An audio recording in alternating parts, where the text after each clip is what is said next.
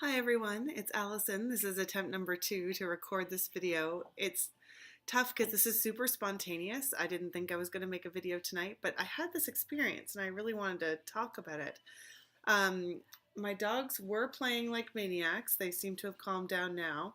My kid is wailing like happily, singing in the shower. Mona Lisa by Elton John.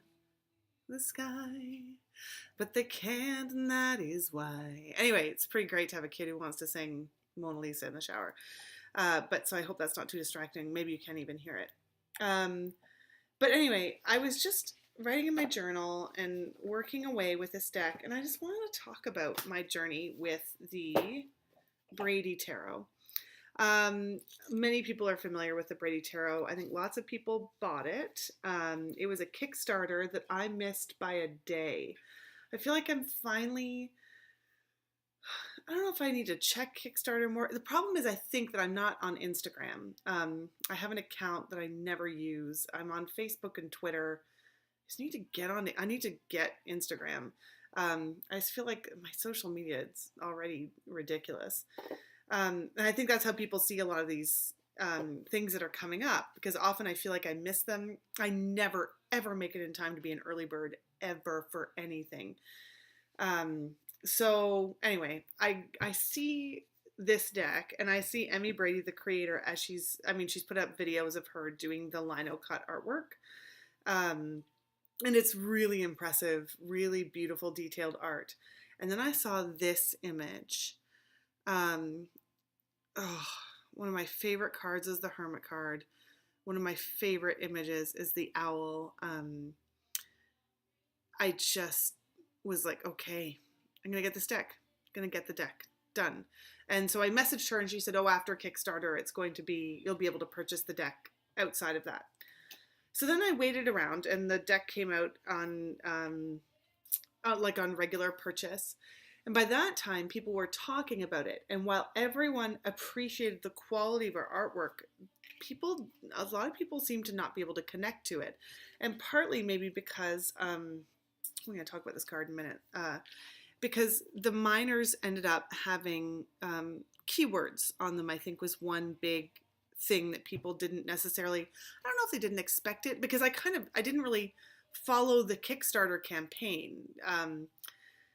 But I think people didn't love the keywords, and then people didn't like the borders and felt like the artwork was small and busy, and so I really hemmed and hawed about this. Should I buy this deck or not? Because the images I do love. It's North American nature-based deck, so it's like species that I can relate to. I mean, from my sort of, not really specifically my area because she's American, but lots of things that we have up here in Ontario. I'm interested in that. I just appreciated her work so much as an artist. Back and forth, back and forth, back and forth. But then eventually I decided to get it for myself. And I was sort of inspired to give it a shot by Jen from Jen Supportive Tarot, who I feel like I've been calling out pretty much in every video because I feel like she hasn't been around for that long, but her videos are just right on, and she produces like content. So I really suggest you check it out. And actually, maybe I'll find the video where she talked about it and link if I can find that. I think she's talked about the Brady a couple times because she loves it. And I was like, okay, I like her. I like her. I trust her opinions. We have similar tastes in other things, and she doesn't mind the keywords, so I'll get it. And I got it. And I really thought the keywords were going to be a stumbling block for me. I don't love oracle decks. It sort of looked more like an oracle deck to me. And I just wasn't sure. So I get it. And then I looked through it and it's gorgeous. Like the backs are beautiful. The cardstock is just like rose petals or silk. I don't know. It's so beautiful to hold and to look at. The art does seem busy compared to, when I saw it on the website, she had her like great big pieces of lino. So I look through it, I appreciate the heck out of it, I put it on the shelf, and then I leave it. I just sat there for a month. It's June. I got it in mid-January. So around March, I was like, this is silly. This is silly. You know, I wanted to have this deck and I hemmed and hawed and I got it. I should make an attempt. So I did something that I've never done before. And, darn it. Here it is. I took the book and I put it in my purse. And as a result, it got a bit bent and dinged up, which I'm disappointed about. I tried to read my way through the book. Partly because I think, again, on Jen Supported Tarot, I think this is what she did with it.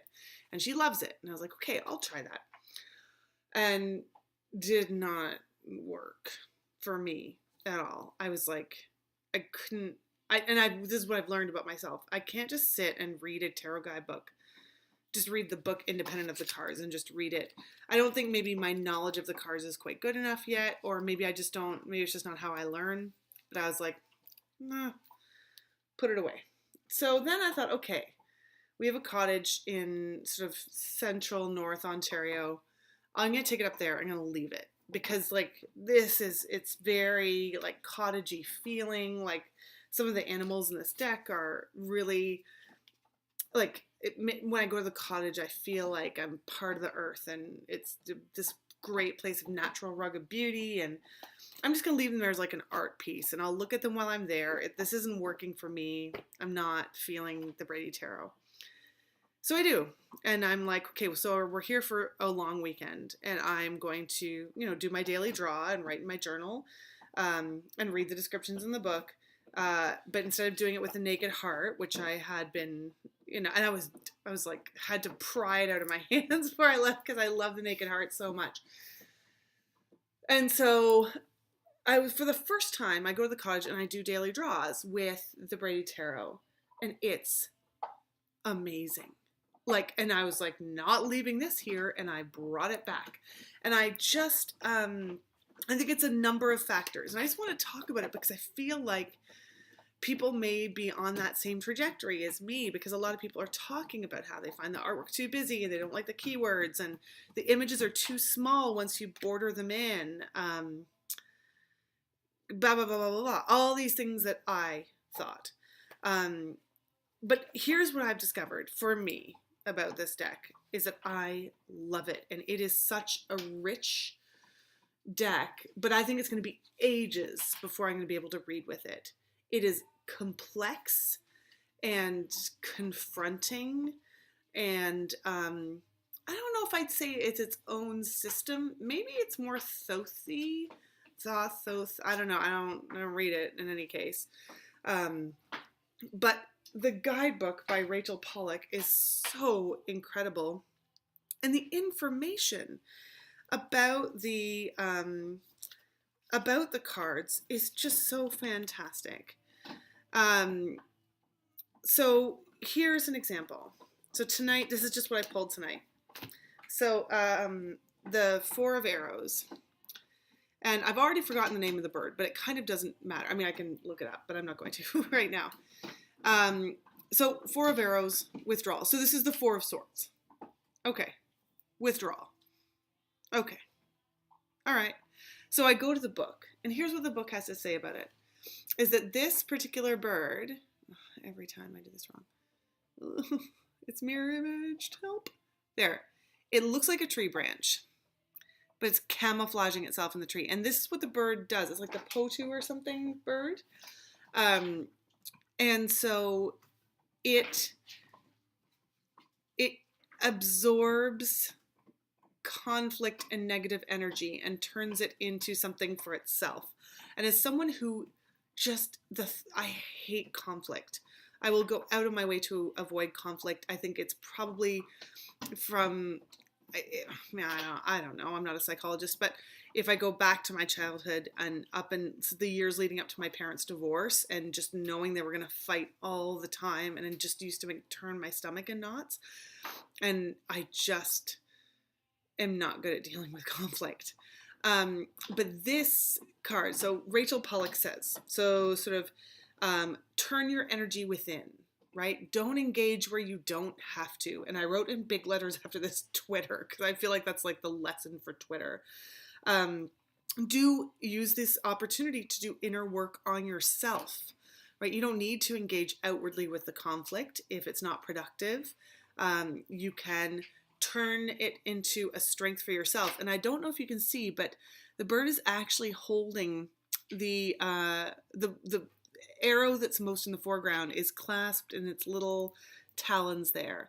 So it looks like it's part of the assault, but the bird has taken something from the conflict and sort of turned it around for its own self-preservation and self-worth.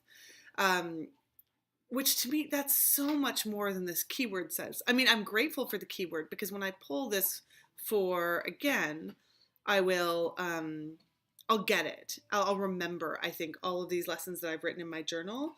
And the idea of sort of serving yourself in these times of conflict and sort of making yourself part of your environment, remembering where you are, what your goals are, what you're doing here. It's just so great. It's just so great. But what I had expected to be able to get this deck and shuffle it up and lay it out in a spread and in that way get all the symbology of it, I'm not. I mean, a year from now, maybe. But not just sort of immediately. Because to me, this the picture doesn't say withdrawal, but taken as a whole, taken with this fantastic book and the actual habits of this. I'm going to look it up. Sorry, I might as well.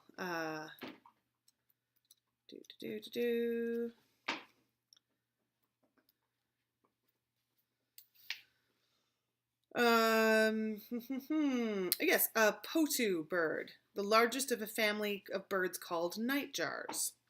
And they live in the tropical forests of southern Central America. So not native to here, but still really cool. So much thought, so much symbolism between Emmy Brady and Rachel Pollack. There's something really special here. And I'm so glad that I didn't just leave it at my cottage as something to flip through and look at. I'm so glad to be working with it. It's interesting, my husband actually loves this deck. Just to look at. He doesn't have any sort of other interest to that. But that's a really good, it just contains really good lessons for me. And it's gorgeous. So if you've been thinking about ordering the Brady, it's, matte gold gilding. It's in this gorgeous magnetic closure box I just took it out of. I think there are still some of those available. I don't know if the wooden box set will be available forever. But I feel like I saw online that other people were going through what I went through with the Brady. And I just want to say, if that's you, give it a chance. Don't give up on it. The way I was going to, I think I was impatient.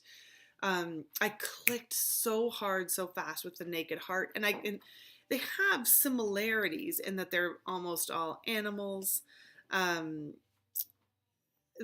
Certainly the Naked Heart is much more minimalist, but that sort of energy of what's going on in the card, and it's super complex. Everything in the image is there because it's meant to be.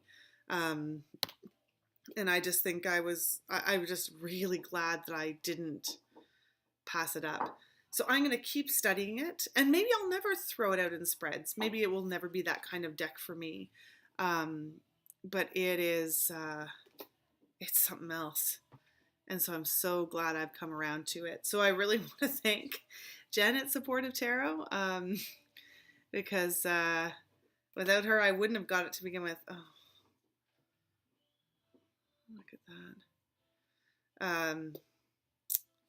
And there's just so much going on.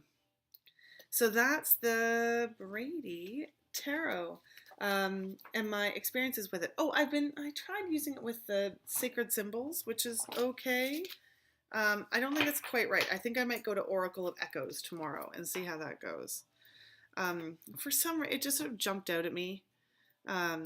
as maybe being a neat comparison, and it was with the card I pulled tonight. I got New Moon, which now I put it back in the deck, and oh, there we go. So I don't think I've got the. Well, it doesn't matter. You can get the idea of the style. Well, that might be sort of a funky pairing, and it is. I don't know, but maybe it's its own oracle deck. I don't even need an oracle deck with it. I don't know. Anyway, I hope people maybe found this interesting. If you're on the fence about the Brady Tarot, it's hard to know what to say, because I do think there probably are some people who didn't maybe get what they wanted out of it. But just know that if you're feeling like I did, like one card at a time, go slow. There's not a rush. There's so much to be learned, even just about the natural world we inhabit, the animals in it and their habits and strengths and weaknesses and survival techniques. And yeah, just don't, I'm just so grateful. So anyway, that's 16 minutes of ramble, but yay, Brady Tarot. I love you. I'm so sorry. I won't abandon you. Have a good night. I'll jump back on later. Bye.